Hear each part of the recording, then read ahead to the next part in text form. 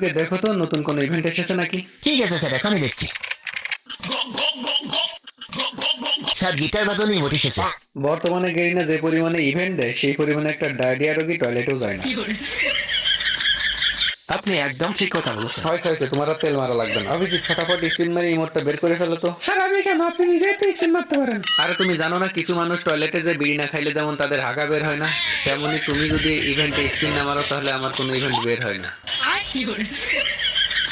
একটা জিনিস বুঝলাম না স্যার, আপনি গিটার মারা এই মুহূর্তে কি করবেন?